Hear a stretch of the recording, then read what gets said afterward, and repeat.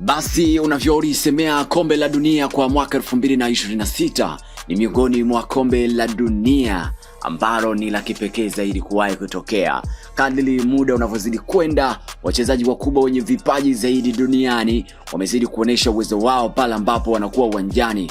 Utakumbuka kwamba mpaka sasa almost mastaa wakubwa zaidi duniani wanazidi kufanya poa sana katika klabu zao kwa maana ya timu kubwa za taifa, huku Argentina Messi, Ureno Cristiano Ronaldo, Ufaransa Kylian Mbappe, na huku Norway yupo Erling Haaland ambaye wanazidi kuonesha uwezo wao mkubwa. Sasa Haaland kakubali unyama wa Messi, wewe upinge nani? Hapa namaanisha kwamba ameandika pale kwenye mtandao wake wa kijamii Snapchat kwamba Messi is madman. Imagine Messi is madman, akaweka taji la kifalume kwa maana amekubali uwezo wake. Yes, ndiyo caption iliyosindikiza picha striker wa klabu ya Manchester City pale England na timu ya taifa ya Norway. Haaland ameposti na kuandika hivyo kwenye ukurasa wake wa Snapchat.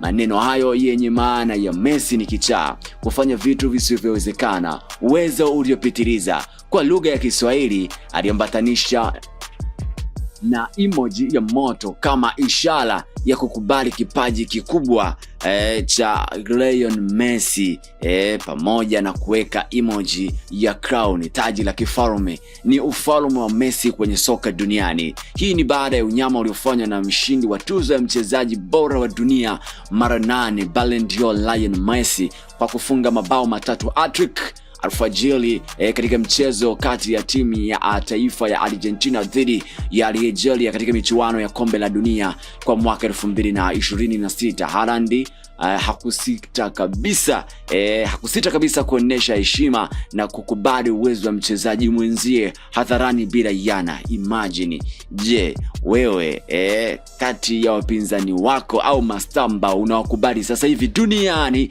ni mchezaji gani ambao unamkubali, ambapo tayari Haaland ameshanyosha mikono juu kwa maana Messi is God over the world? Je, wakati wapinzani na mastaa wenzake wanapoendelea kumpa heshima, bado kuna ubishi kuhusu ukubwa wa Messi?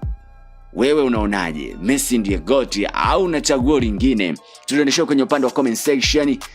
Hii ni Mile Media TZ, cha msingi bonyeza alama ya kengele kwa maana ya kusubscribe, na utazidi kuwa wa kwanza kupata stories zetu kutoka ndani na nje ya mipaka ya Tanzania.